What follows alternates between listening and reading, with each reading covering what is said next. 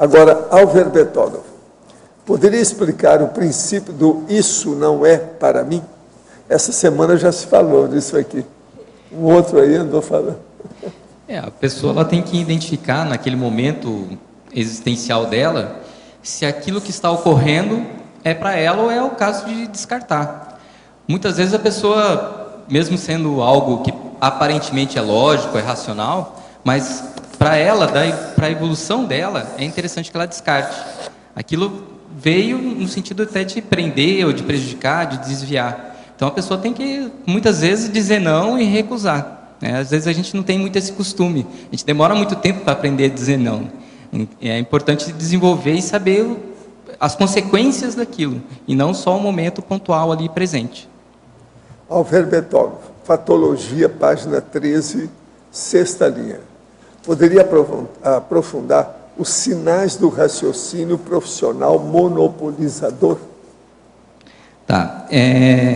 Dentro da profissão, tá, a pessoa ela começa a desenvolver toda uma capacidade de raciocínio profissional. Tá? Então, é natural que a pessoa, dependendo da profissão, ela vai se envolver bastante e ela vai utilizar daquilo que está ocorrendo no seu dia a dia, usando o raciocínio que ela tem já de competências desenvolvidas.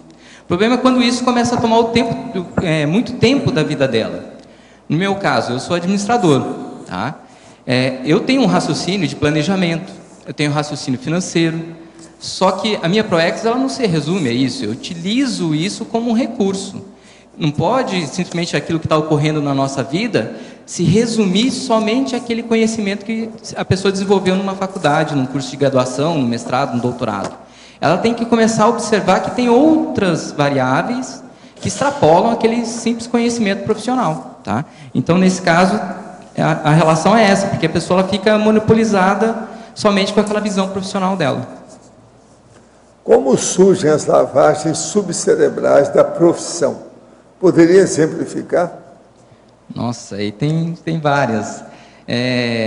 Por quê? É uma tendência daquele grupo de criar situações principalmente aqui no Brasil, que a profissão, você tem os conselhos profissionais muito fortes. Então, é como se fosse vendido aquela ideia que aquilo ali é o correto, o resto está todo mundo errado. Tá?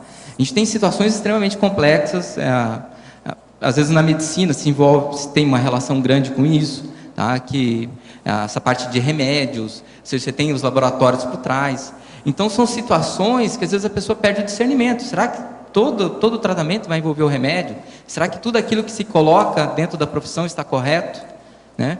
Então, essa que é a visão que a pessoa tem que ter, mas isso ocorre em várias profissões, tá? Algumas de uma maneira mais intensa do que outras. Muitas vezes tem relação com a proteção profissional. Tá? Os sindicatos têm uma influência grande e os conselhos profissionais têm uma influência muito grande em relação a isso. E ali, logo depois, na mesma códigologia, você colocou os códigos grupais e repressores. O que você pensou quando você se referiu a esses códigos? Esse daí eu até já tinha comentado um pouco antes. Isso daí é interessante observar, onde eu vejo de forma mais nítida, em algumas profissões, conselhos profissionais, sindicatos, que às vezes você está atrelado a ele, você se condicionou quando você vincula ao conselho, né, a estar trabalhando dentro daquela profissão e respeitando o código de ética profissional e tudo mais.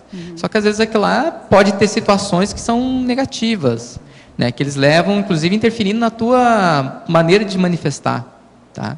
Eu estou vendo muito isso na medicina hoje por conta do ato médico. Né? O Conselho Federal de Medicina não querendo que os médicos se manifestem, às vezes, ponto de vista perante o ato médico. Né? Eles são reprimidos mesmo, tá? Dentro da profissão. Ou seja, é algo que está cerceando a liberdade da pessoa. Né? Às vezes ela aceita aquilo lá, só que ela não pode falar, porque senão vai pegar mal naquele grupo. Sim. Entendeu? Aí ocorrem essas situações. Que na medicina, eu não sou da área médica, mas eu convivo com muitos médicos, existe muito a questão do coleguismo. Então, os colegas... mas tem que olhar a consciência, né? Tem que existir o coleguismo, sim, é importante. A relação da profissão, até para que a profissão ela tenha força. Mas existem limites. O problema é quando ultrapassar esses limites, e que é uma repressão, né? Não deixar a pessoa se manifestar, isso é uma repressão. Sim. Tá? Eu conheço casos específicos, tá? O cara é médico, às vezes tem a a esposa que atua dentro de uma determinada profissão, é enfermeiro, ou é fisioterapeuta, que mexe com acupuntura, que é o caso mesmo da Fabiana, é acupunturista, tá? Mas tem casos que a gente tem com esses colegas que o médico ele não pode se manifestar, e às vezes é a esposa dele, ele não pode falar, porque ele é favorável, né? É uma situação delicada, né? Tudo bem que tem a questão profissional, tem outras variáveis envolvidas, mas é uma repressão, não deixar a pessoa se manifestar é uma repressão.